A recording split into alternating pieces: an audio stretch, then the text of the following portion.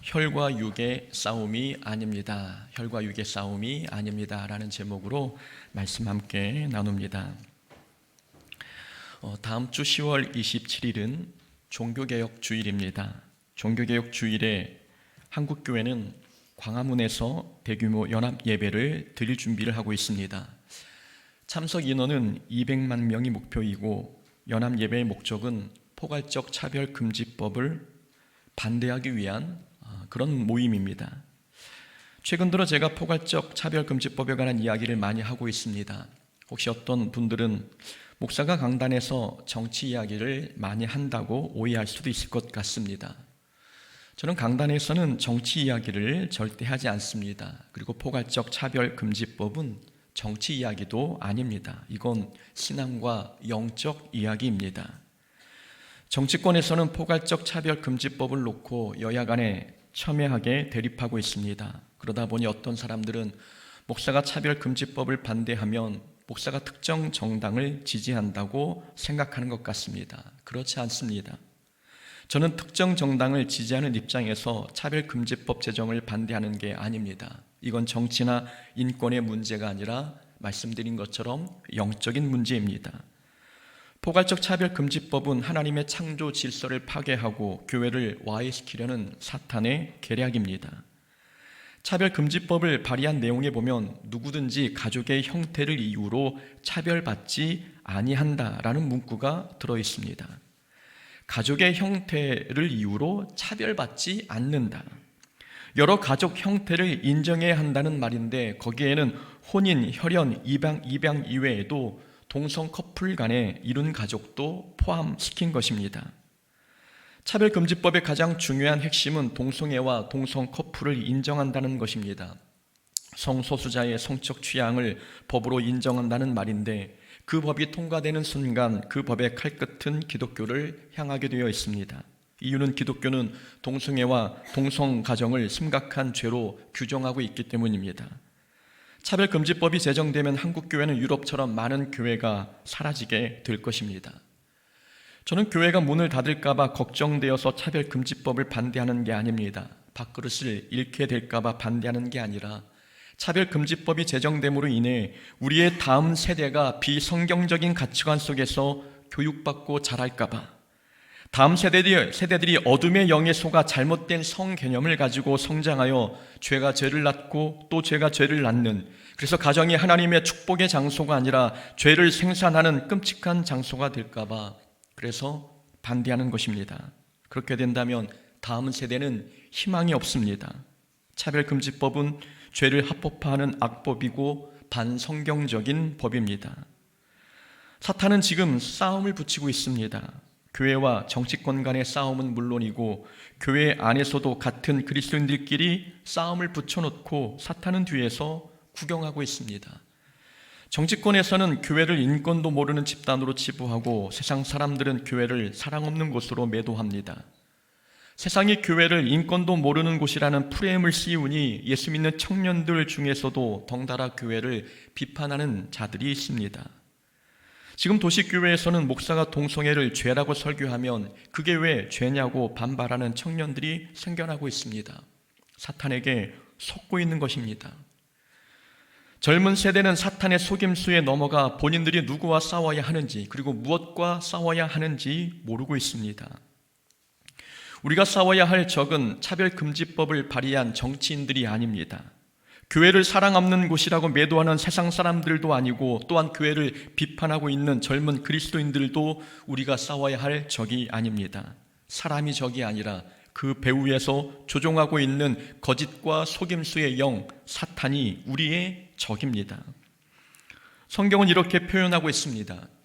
우리의 씨름은 혈과 육을 상대하는 것이 아니요 통치자들과 권세자들과 이 어둠의 세상 주관자들과 하늘에 있는 악의 영들을 상대함이라.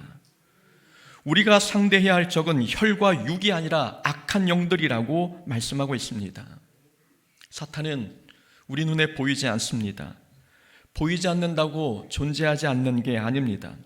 사탄은 언제나 우리 가까이에서 활동하고 있고 기회가 생기면 특정한 사람이나 특정한 사건을 통해 우리를 유혹합니다. 그러나 사람들은 사탄이 눈에 보이지 않으니 사탄을 대적하지 않고 사람을 대적합니다. 속고 있는 것입니다.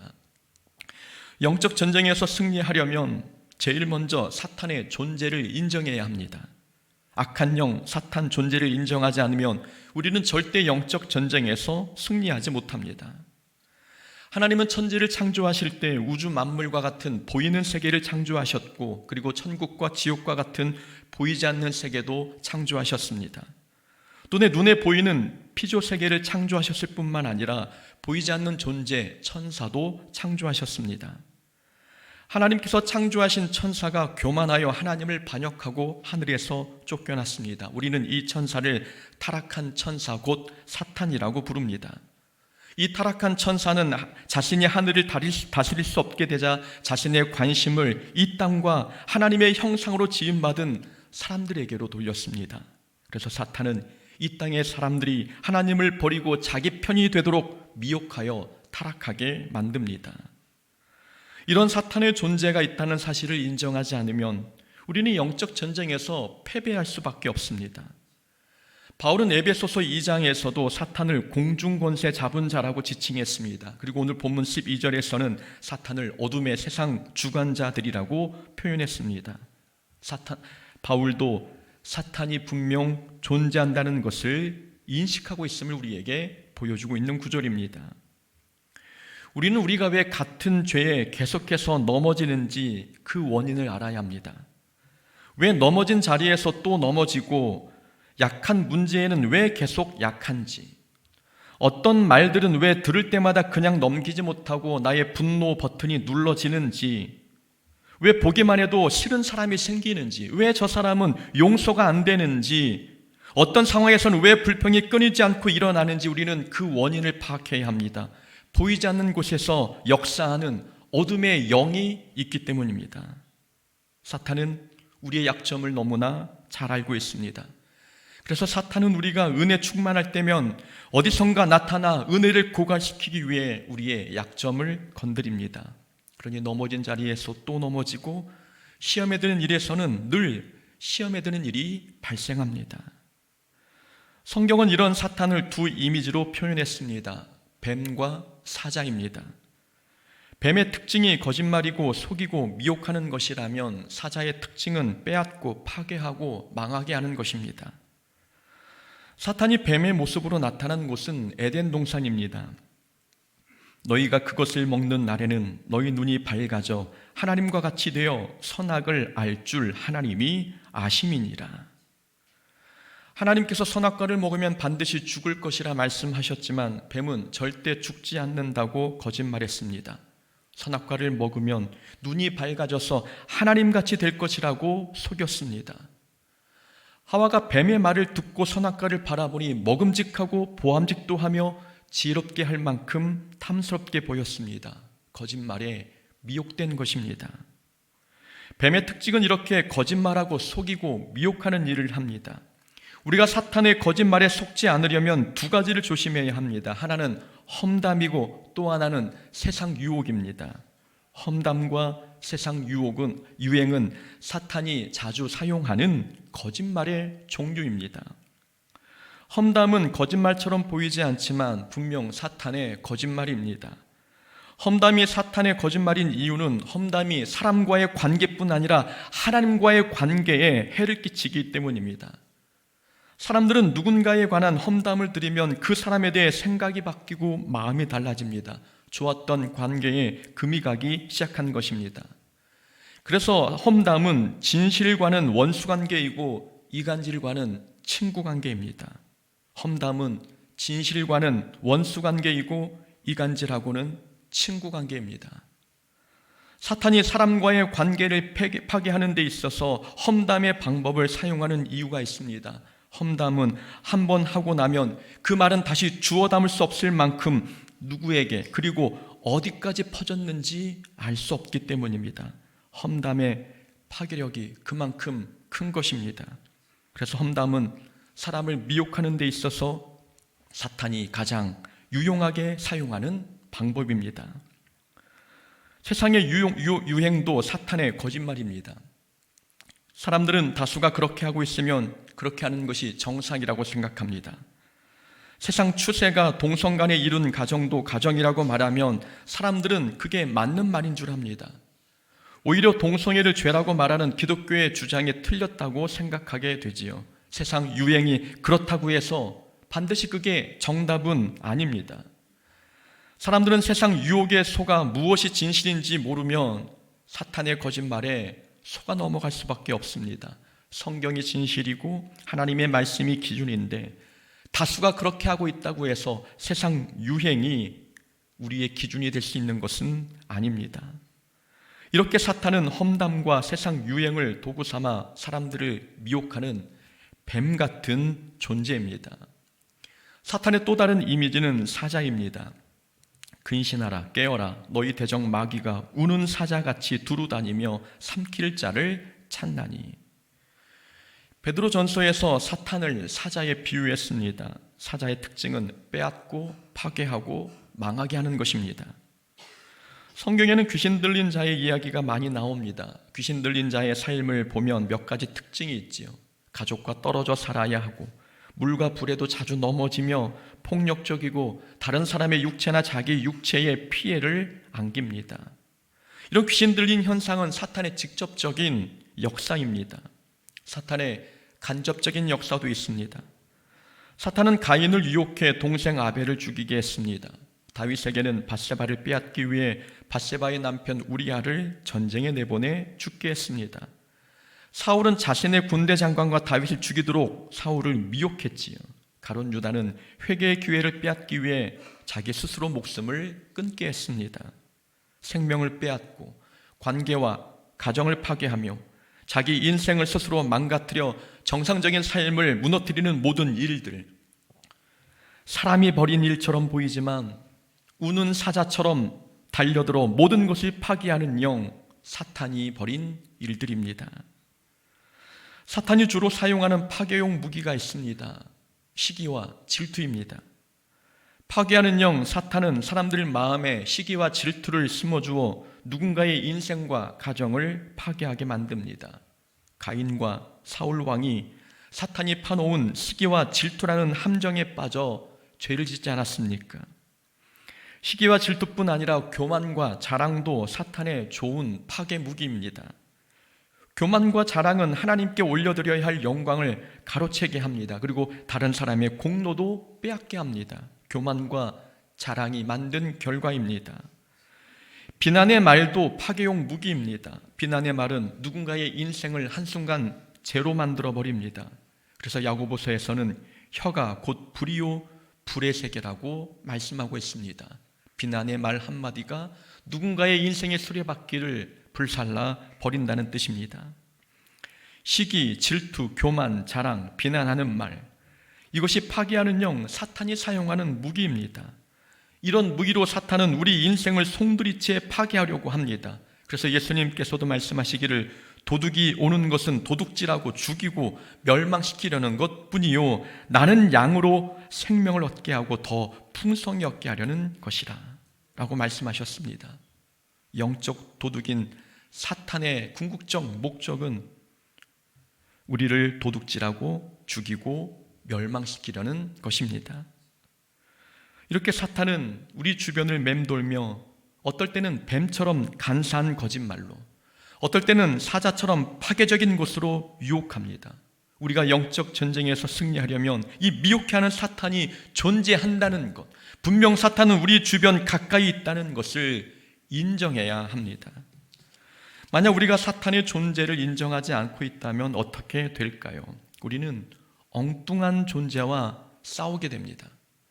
앞에서 말씀드린 것처럼 사탄의 존재를 모르면 우리는 눈에 보이는 존재하고만 싸웁니다. 악한 영과 싸워야 할 일을 사람하고 싸우게 되는 일이 벌어집니다. 백성이 모세와 다투어 이르되 우리에게 물을 주어 마시게 하라. 모세가 그들에게 이르되 너희가 어찌하여 나와 다투느냐? 너희가 어찌하여 여호와를 시험하느냐? 가나안 땅을 향해 가는 이스라엘 백성들이 르비딤 광야에서 모세와 다툰 이야기입니다. 이스라엘 백성들이 모세와 다툰 이유는 목이 말랐기 때문입니다. 목이 마른 게 모세의 잘못도 아닌데 백성들은 마치 모든 책임이 모세에게 있는 것처럼 모세와 다투었습니다. 생각해보면 이스라엘 백성은 광야를 통과하고 있지만 그들의 일상은 매일이 기적이었습니다. 앞에서는 구름 기둥과 불 기둥이 이스라엘 백성들을 인도하고 있었고 하늘에서는 기적의 양식 만나가 매일 내리고 있었습니다. 광야는 이렇게 하나님의 능력을 경험하는 기적의 장소였습니다. 이런 기적의 장소에서 이스라엘 백성들은 하나님께 감사해도 부족할 판인데 목이 마르다는 이유로 모세와 다투었습니다. 이스라엘 백성에게는 먹고 마시는 일이 더 커 보였던 것입니다. 이건 악한 영의 역사 아닙니까? 악한 영들은 이스라엘 백성에게 먹고 마시는 문제가 더 중요하다고 속삭였을 것입니다. 하나님을 따라가면 모든 게 넉넉할 줄 알았는데 어때? 너의 삶 여전히 목마르지 않니? 애굽에서 먹었던 음식, 그때 마셨던 얼음 냉수 한번 생각해봐. 그래도 애굽에서의 삶이 지금보다 더 낫지 않았어? 이런 속삭임으로 이스라엘 백성들이 애굽으로 돌아가고 싶어지도록 만들었던 것입니다. 악한 영은 은혜 충만한 삶을 사는 성도에게 먹고 마시는 문제가 더 중요하다고 유혹합니다. 믿음의 눈으로 삶을 바라보면 모든 것이 감사한 일인데 사탄은 성도의 눈을 가리고 먹고 마시는 문제만 더 크게 보이게 만듭니다. 그러니 감사가 불평과 원망으로 바뀝니다. 목마름의 문제는 모세와 다툴 문제가 아니었습니다. 우리의 믿음의 눈을 가리고 우리를 미혹해 하는 악한 영과 싸워야 할 문제였습니다. 배후에서 역사하는 사탄의 존재를 모르니 이스라엘 백성은 엉뚱한 사람 붙들고 그에게 화풀이를 했습니다. 그러나 욥은 달랐습니다. 욥이 자녀와 재산을 잃고 질병까지 걸렸을 때 욥의 아내가 욥을 저주했습니다. 당신 몸이 이런데도 믿음을 지키려 합니까? 그 잘난 믿음이 자녀를 잃을 때 그리고 재산을 잃을 때 어떤 도움도 안 됐는데 그래도 믿음을 지키려 하십니까? 차라리 하나님을 욕하고 죽으세요라고 저주했습니다. 다른 사람도 아니고 아내가 이렇게 저주하면 아마 조선시대의 남편 같았으면 밥상을 엎어도 수백 번 엎었을 것입니다. 그런데 욥은 아내와 다투지 않았습니다. 이 싸움은 아내와의 싸움이 아니라 악한 영과의 싸움이라는 것을 알았기 때문입니다. 우리가 사탄의 존재를 알지 못하면 우리는 계속 사람만 미워하게 됩니다. 피해를 보면 사람 탓을 하고 불평이 생겨도 모든 것이 다른 사람 탓처럼 생각하게 됩니다. 이전 교회에서는 새벽 예배에 성도가 많이 나오지 않으면 목사 탓을 했습니다. 교회에 사랑이 없는 이유도 목사 탓이라고 했고 성도들이 다른 이유로 교회를 떠나도 그것도 목사 탓이라고 했습니다. 마치 공격 대상을 미리 목사로 정해놓은 것처럼 어떤 일이 일어나면 모든 게 기승전 목사 탓이었습니다. 그러니 교회가 평안할 리 없었습니다. 그렇게 하면 덕보는 존재는 사탄밖에 없지 않습니까? 그러면 조금만 생각해보면 지금 모두가 사탄에게 속고 있다는 것을 알 텐데 사람들은 거짓의 영, 사탄과 싸우려 하지 않고 엉뚱하게 사람하고만 싸웁니다. 사람들은 영적 전쟁이 실제 자기의 삶에서 벌어지고 있다는 사실을 감지하지 못하는 것 같습니다. 우리의 싸움은 혈과 육을 상대하는 것이 아니라는 말씀을 알면서도 계속 사람만 미워하고 있으니 영적 전쟁이 자기 삶에 벌어지고 있음을 피부로 느끼지 못하는 것 같습니다. 만약 우리가 어떤 한 사람만 계속 미워하고 있다면, 다른 사람은 다 용서하는데 저 사람만큼은 용서하지 못하고 있다면 혹시 우리도 사탄에게 속고 있는 것은 아닐지 돌아봐야 합니다. 사람은 싸움의 대상이 아니라 사랑의 대상이고 복음화의 대상입니다. 우리가 사랑해야 할 사람을 사랑하지 않고 그와 계속 싸운다면 우리도 사탄의 존재를 모르고 있는 세상 사람들과 별반 다르지 않습니다. 바울은 에베소 교인들에게 우리의 싸움은 혈과 육의 싸움이 아니라 악한 영들과의 싸움이라고 가르쳤습니다. 이 말을 좀 더 묵상해 보면 중요한 교훈을 얻을 수 있습니다. 우리가 싸워야 할 싸움은 혈과 육의 싸움이 아니라 악한 영들과의 싸움이라는 말씀. 여기에는 혈과 육의 싸움에서 이겼다고 해서 영적 전쟁에서도 이긴 건 아니라는 교훈이 담겨 있습니다. 물리적 싸움에서의 승리를 영적 싸움에서의 승리로 착각하지 않아야 합니다. 물리적 싸움에서 이긴 것이 영적 싸움에서는 진 것일 수 있고, 물리적 싸움에서 진 것이 영적 싸움에서는 이긴 것일 수 있습니다. 2022년에 대한민국 사회를 뜨겁게 달군 교회가 있었습니다. 전광훈 목사의 사랑제일교회입니다. 사랑제일교회가 있는 지역이 재개발 지역으로 선정되었습니다. 서울시는 그 교회에 철거 보상금으로 82억을 제시했습니다. 그러나 교회는 82억의 7배가 되는 563억 원을 요구했습니다. 법원에서 조정안을 제시했는데 법원에서 제시한 금액은 150억이었습니다. 그런데 교회는 150억도 받아들이지 아니하고 563억 원을 요구했습니다. 재개발조합은 교회를 강제 철거할 수 있도록 법적 허락을 받았습니다. 그러나 교인들은 자기 몸으로 교회를 막고 막루를 세워 저항했습니다. 어쩔 수 없이 조합은 교회 부지를 제외하고 재개발을 진행하기로 했습니다. 그러나 그렇게 하려고 보니 정비계획 수정부터 인허가 절차를 새로 시작해야 하므로 사업 지연에 따른 손해액이 늘어났습니다. 그 손해액이 교회가 요구한 보상금 563억 원보다 컸습니다. 조합은 어쩔 수 없이 교회에 500억 원을 보상하기로 했습니다. 교인들이 온몸을 내던지면서 싸운 결과 결국 교회는 보상금 싸움에서 이겼습니다. 이게 진짜 이긴 것일까요? 예수 믿지 않는 사람들이 볼 때 과연 그 교회가 불의에 맞서 싸워 이겼다고 평가할까요? 영적 전쟁에서 승리했다라고 말할 수 있겠습니까? 그렇지 않습니다. 그 교회는 지역 주민들에게 신뢰를 잃었고 전도의 문이 막히게 했습니다. 그 교회는 하나님의 영광을 가렸으며 한국교회 이미지를 실추시켰습니다.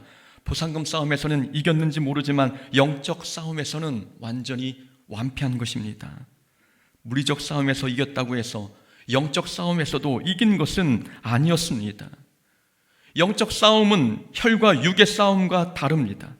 혈과 육의 싸움은 물리적으로 이기면 이긴 것입니다. 정복하고 빼앗고 원하는 것을 얻어내고 군림하고 자기 의견을 관철시키면 물리적 싸움은 이긴 것입니다. 그러나 영적 싸움에서 이기려면 그 반대여야 할 때가 많습니다. 영적 싸움에서 승리하려면 낮아져야 할 때가 있습니다. 겸손해야 하고 져줘야 하며 양보해야 하고 오른편 뺨을 맞으면 왼편도 돌려대야 영적 전쟁에서 이길 수 있습니다. 그러나 어리석게도 영적 전쟁을 싸워야 할 사람들이 영적 전쟁을 물리적 전쟁처럼 싸우고 있습니다. 물리적 싸움에서의 승리를 영적 전쟁의 승리로 착각하고 있다는 말씀입니다.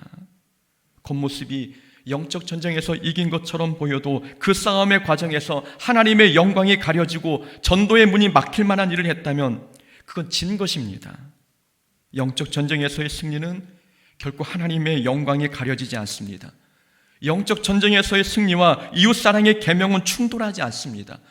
결과가 이웃에게 피해를 끼치고 하나님의 영광을 가렸는데 교회만 영적 전쟁에서 승리했다고 승전가를 부른다면 얼마나 코미디 같은 일이겠습니까? 과거의 십자군 전쟁도 하나님의 영광을 위해 싸우는 영적 전쟁 같았지만 사실은 인간의 정복력을 해소하는 물리적인 전쟁일 뿐이었습니다. 코로나 팬데믹 때 정부가 교회의 대면 예배를 금지했습니다. 많은 교회가 마치 정부와 영적 전쟁을 치르는 것처럼 예배를 사수해야 한다고 외쳤습니다. 어떤 교회들은 예배를 사수했다는 이유로 영적 전쟁에서 승리한 것처럼 말합니다. 그러나 그 결과 기독교의 이미지가 실추되었고 그때 잃어버린 성도들은 아직 교회로 돌아오고 있지 않고 있습니다. 그건 이긴 게 아니라 진 것입니다. 우리가 싸워야 할 것은 혈과 육의 싸움이 아닌데 혈과 육의 싸움에서 이겼다고 영적 전쟁에서 이긴 것처럼 착각하고 있습니다. 영적 전쟁에서 이기겠다고 빼앗고 누르고 고집부르고 편가르기를 하고 있다면 그건 영적 싸움도 아니고 그렇게 해서 이겼다고 해서 그건 이긴 게 아닙니다. 그러니 우리는 영적 전쟁을 혈과 육의 전쟁처럼 싸우지 말아야 합니다. 혈과 육의 싸움에서 이겼다고 해서 영적 전쟁에서도 이긴 것은 아닙니다. 우리가 싸워야 할 싸움은 혈과 육의 싸움이 아닙니다. 그래서 우리가 싸워야 할 영적 전쟁은 혈과 육의 전쟁과는 다릅니다. 영적 싸움과 물리적 싸움이 다르다는 말은 곧 싸움의 장소도 다르다는 뜻입니다. 혈과 육의 싸움은 어떤 물리적 공간과 장소에서 일어납니다. 그러나 영적 싸움은 우리의 생각과 마음 속에서 일어납니다. 우리의 마음과 생각이 영적 싸움의 장소이기에 우리가 가는 모든 곳이 영적 전쟁터일 수 있습니다. 혈과 육의 싸움은 사람이 없는 곳에서는 일어나지 않습니다. 서로 안 보면 안 싸우지요. 그러나 영적 전쟁은 원수가 가구 없는 곳에서도 싸움이 지속됩니다. 내가 미워했던 그 사람이 눈에 보이지 않는데도 그 사람이 했던 말, 날 보고 비웃었던 모습, 그런 잔상이 머릿속에 남아있으면 내가 어디를 가든 그 생각이 나를 괴롭힙니다. 머릿속이 전쟁터로 변한 것입니다. 그러면 내가 가는 모든 곳이 영적 전쟁터가 됩니다. 영적 전쟁이 일어나는 장소는 우리의 생각과 마음입니다. 마귀가 벌써 시몬의 아들 가룟 유다의 마음에 예수를 팔려는 생각을 넣었더라. 마귀가 가룟 유다 마음에 예수를 팔 생각을 넣었습니다. 생각이 영적 전쟁터라는 것을 보여주고 있는 장면입니다. 사탄도 사람의 생각과 마음이 영적 전쟁의 승패를 좌우하는 중요한 장소라는 것을 알고 있습니다. 그래서 사탄은 가룟 유다의 생각을 공격했고, 가룟 유다는 생각 속에서 벌어지는 싸움에서 패배했기에 예수님을 십자가에 못 박도록 바라보였습니다. 한 달란트 받은 종이 주인에게 이렇게 말했습니다. 한 달란트 받았던 자는 와서 이르되, 주인이여, 당신은 굳은 사람이라 심지 않은 데서 거두고 해치지 않은 데서 모으는 줄 내가 알았으므로 두려워하여 나가서 당신의 달란트를 땅에 감추어 두었었나이다. 한 달란트 받은 종이 일하지 않은 이유는 주인이 자린고비 같은 사람이라고 생각했기 때문입니다. 주인이 자린고비 같은 사람이라 생각하여 혹시 한 달란트로 사업을 시작했다가 본전까지 잃어버리게 될까봐, 그래서 두려워서 땅에 묻어두었습니다. 하나님에 대한 잘못된 생각이 잘못된 행동을 만든 경우입니다. 생각이 유혹에 넘어간 것입니다. 우리의 생각은 이렇게 영적 전쟁터입니다. 지금도 우리 생각과 마음속에는 치열한 영적 전쟁이 일어나고 있지 않습니까? 얼굴은 웃고 있지만 생각으로는 욕할 수 있고, 입으로는 상대를 칭찬하면서도 마음속으로는 질투할 수 있습니다. 표정은 너그럽게 지어도 생각 속에서는 무서운 비판을 하고 있을 수도 있습니다. 지금 머릿속에 그런 일들이 일어나고 있다면 우리는 영적 전쟁에서 지고 있는 것입니다. 우리의 마음과 생각이 다른 사람 눈에 보이지 않는다고 해서 아무렇게나 생각하지 말아야 합니다. 생각이 사탄에게 점령당하면 우리는 영적 전쟁에서 승리할 수 없습니다. 다윗이 골리앗을 이길 수 있었던 이유는 다윗은 생각부터 달랐기 때문입니다. 여호와께서 나를 사자의 발톱과 곰의 발톱에서 건져내셨은즉 나를 이 블레셋 사람의 손에서도 건져내시리라. 다윗은 싸우기 전부터 이길 수 있다고 생각했습니다.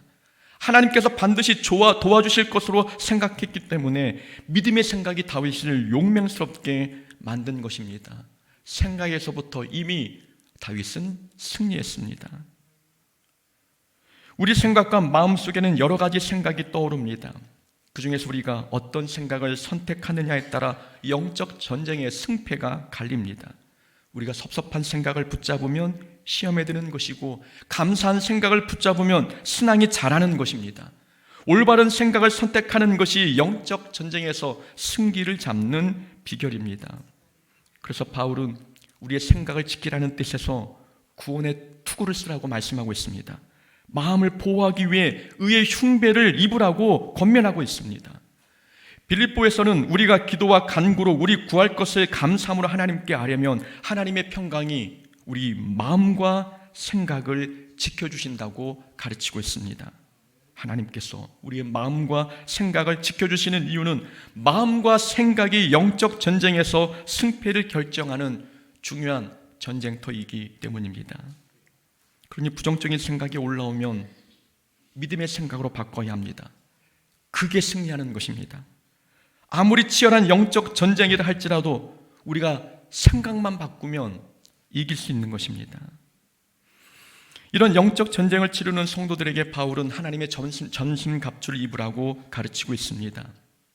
전신갑주는 당시 로마 군인들이 입고 다니는 온몸을 가리는 갑옷입니다. 머리에 쓰는 투구, 가슴을 가리는 흉배, 허리띠, 방패, 칼, 신발, 머리부터 발끝까지의 전신을 가리는 갑옷이 전신갑주입니다.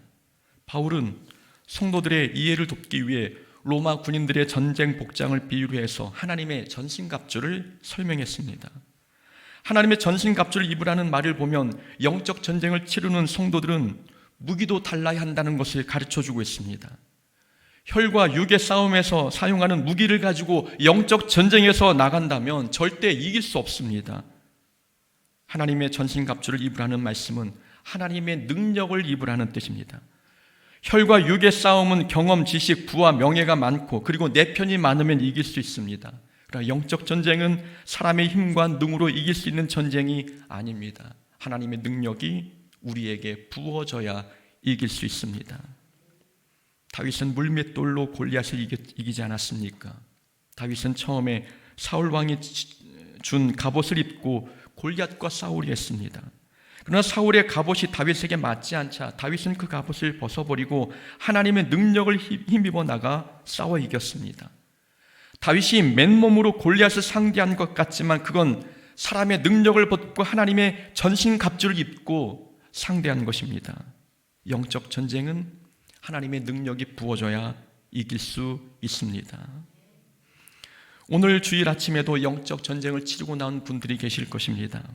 교회를 와야 할지 말아야 할지 고민하다 나온 분들이 계시지요. 왜 교회만 나가려고 하면 주변 사람들이 가만두지 않는지 매 주일 아침이 치열한 영적 전쟁터와 같을 때가 있습니다. 예배를 마치고 돌아갈 때에도 영적 전쟁이 치열하게 벌어집니다. 사탄은 우리가 은혜 받고 집에 온 것을 어떻게 알았는지 그럴 때마다 꼭 누군가를 도구 삼아 은혜를 쏟아버리도록 우리를 건듭니다.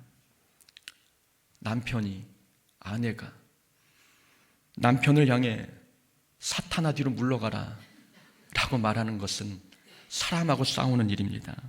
그럴 때마다 사람하고 싸우지 마시고 우리가 싸워야 할 적은 악한 영들임을 기억하시기를 바랍니다. 그러니 사람이 미워지는 상황에서도 사랑을 잃지 않기 위해 힘쓰고 그리스도인답게 행동할 때 그의 영적 전쟁에서 승리하는 방법입니다. 매 순간, 매 초마다 벌어지는 영적 전쟁에서 승리하는 하나님 자녀 되기를 주의 이름으로 축원합니다. 아멘.